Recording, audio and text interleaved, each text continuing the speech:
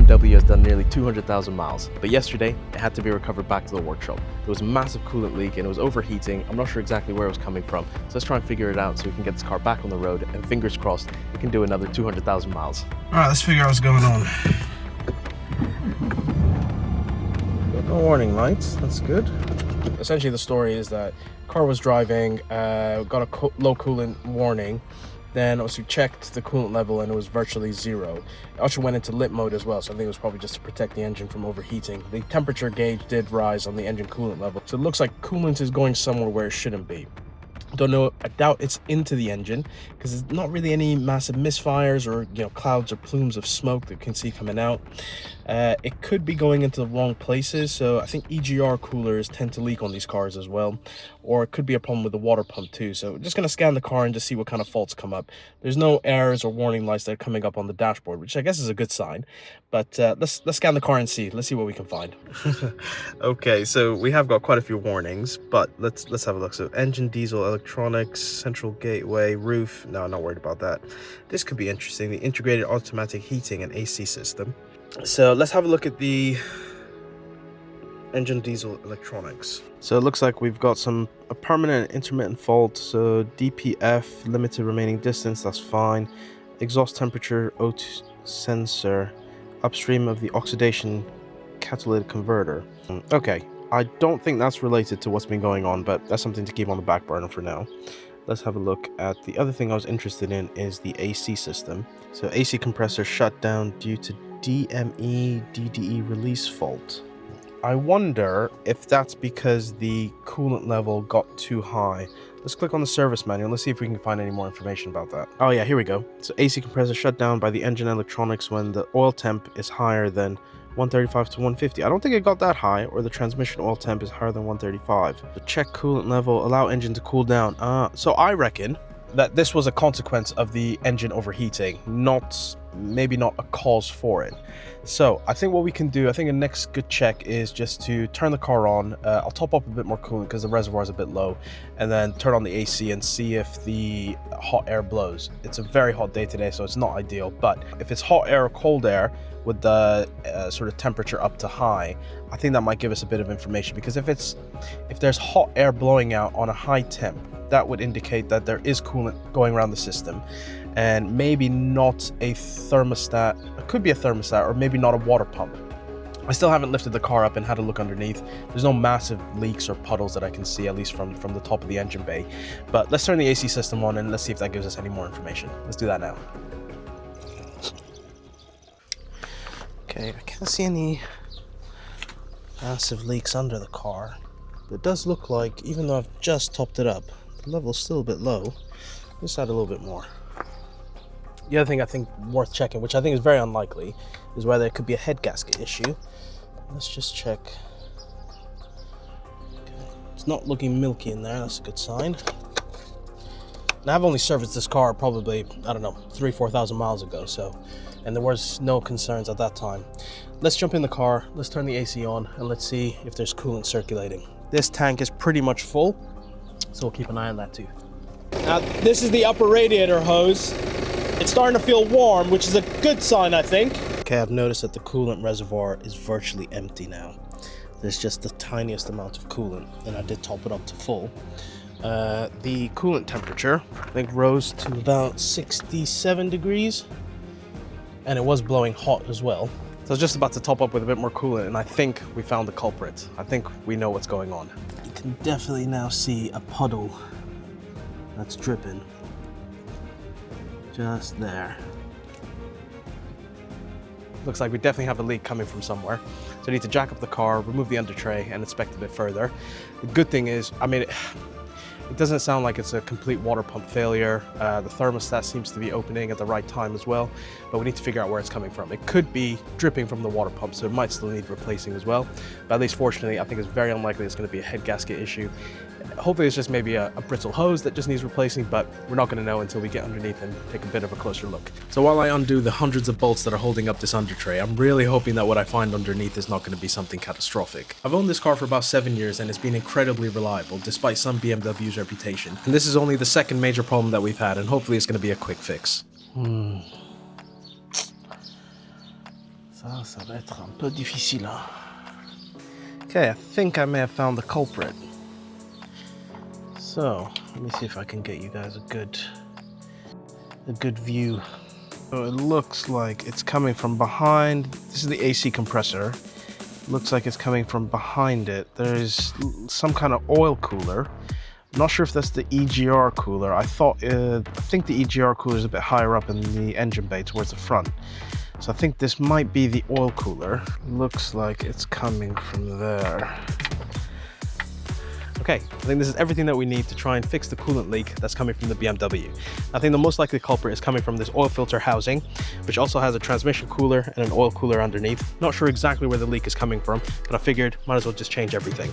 The second culprit is possibly this water flange. These are, I think, quite known to crack and leak a bunch of coolant on these N47 engines. So I figure while I'm there, I might as well just replace this as well. Gonna do an engine oil service as well, replace all the coolant, oil filter too. So hopefully, fingers crossed, that should fix the coolant leak on this car. So let's not waste any time. Let's crack on and get to it. So first things first was to disconnect the air box and the air filter, and I actually forgot to disconnect the battery, so I went ahead and did that before I moved any further because we're undoing quite a few electrical connectors. Now I found a handy trick online just to tie a rag to the boot latch so you don't get locked out. It's a good thing I remembered to disconnect the battery because there's so many plugs I have to undo, including the car's ECU, and I didn't want the dashboard lighting up like a Christmas tree when I'm done, just in case my diagnostic tool can't clear the codes. And once I can get the ECU out the way, I can work on the rest of the wiring just to move it away from the intake manifold, because all of that has to come out in order to access one of the bolts that are on the flange. And that's when I noticed something.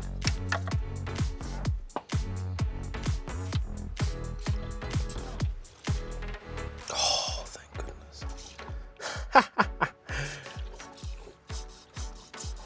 Ah, when we look at this, look what I found. Now I think I properly found at least one of the sources of the leak. There's no denying it. It's definitely coming from that pipe. Now initially I didn't think about actually replacing the water flange pipe, but it's a good thing that I bought it because it very well could be the oil filter housing as well with all the coolers, but yeah, it was like a 20 quid part, so it just made sense to pick it up, especially because I'm doing all this work. I might as well just replace it because I think it is a known failure point on these engines.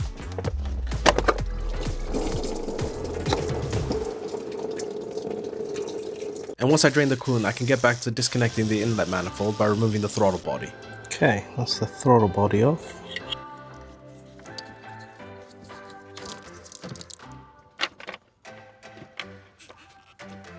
I think it's working. Yes. Excellent. There we go.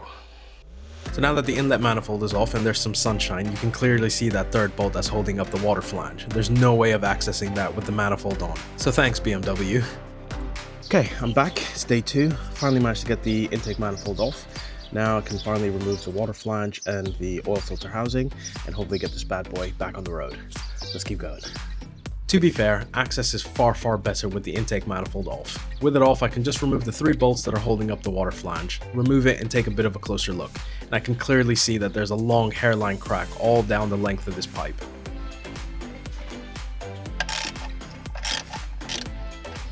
As the engine bay was already dripping in coolant, I didn't want to make more of a mess with engine oil, so I drained the engine oil and then I can start working on removing the oil filter housing. Just removing a couple of the lines that are connected into it, including the transmission lines which are at the bottom of the oil filter housing. Access was a bit tricky, but they were just held in with that one bolt that you can see right here. So once I start removing that bolt, I can just move the transmission lines to the side. Managed to get all the coolant lines off and the transmission cooler lines too. So just a couple of, I think 6 E8 bolts to remove to be able to get this oil filter housing out. Okay, now it's free. Let's pull this bad boy out.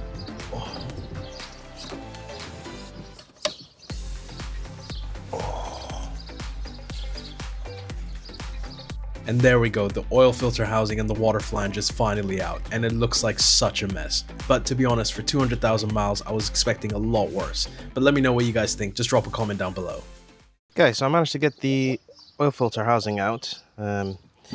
Now, let's take a bit of a closer look. With these things, it's hard to know exactly where the failure point is. Also, we've got the fresh new one right here as well, so that comes with this gasket. So we need to clean up the mating surfaces and then get this fitted. And would you look at that, with a bit of elbow grease, it's looking brand new again. Now that everything's clean, I can put the new water flange and the new oil filter housing with the new gasket back on and tighten everything up to spec in a crisscross pattern just to make sure that there's no leaks, because I've definitely had enough of that for today. Okay, there we go. Broken parts are back on. Now let's just put everything back together. Then we need to top up the coolant, top up the engine oil, get it up to temp, drain the system, and then fingers crossed, get this car back on the road. So this is where I thought everything was going to be smooth sailing, just put everything back the way I took it off, starting with the inlet manifold. But this is where I got really close to adding quite a few extra hours onto this job. Okay, I gotta be very careful because I don't want anything falling into the engine. But there is a bolt or a screw. It's gonna be hard to see. Let's see if I can get you this way. Where's it going? Just there. Okay, let's try and fish that out. Okay, that was a really close call, because I didn't know how I was going to fish it out if it did fall into the engine, but luckily it didn't. So once I put all the wiring back, then goes back on the air box with the air filter, and then just topping up with fluids. Okay, let's top up some engine oil and get this bad boy running. So I opted for some liquid moly this time, so 5W30. Ooh, try not to spill. Okay, so I did get some genuine BMW coolant. This is concentrate, so I'm gonna mix it sort of half and half. I'm gonna add, I think it needs to take about 8 to 9 liters, so we'll start with 4, and then as it sort of bleeds through, we'll top up some more if we need to.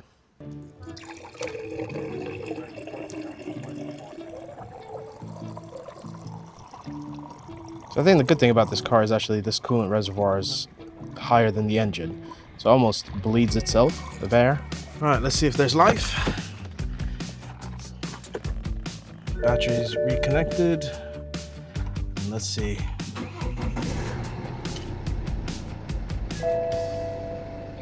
Okay, no warning lights. That's good. There's nothing. All right, let's check for some leaks. So it's self-bleeding. It has dropped a little bit, and I've topped it up. So I'm just gonna keep an eye on it, but this is looking very good. Obviously previously where there was a leak, there's no leaks anymore. And under here, we're still looking clear. Okay, I think I finally managed to fix the problem. There's no coolant leaks, the heater's working, everything seems to be running well. But there's one more thing to do. Let's scan the car, make sure there's no codes. There's no warning lights popping up. Let's just make sure there's no codes that are related to this issue. Let's do that. Okay, and there we have it. Look, everything is clear. No faults. Beautiful. Right, let's just take it on a test run, make sure everything's all right. Now, I'm so glad we managed to get this BMW coolant leak sorted. It's done 195,000 miles, and my goal is to get it to at least 250,000. So luckily it lives to fight another day. And I'm glad we got this headache out of the way because I need to focus on building that 350Z, but that's gonna be on the next video. So I'll see you guys then. Thank you so much for watching. If you've enjoyed it, give it a thumbs up, make sure you subscribe, and I'll see you on the next one.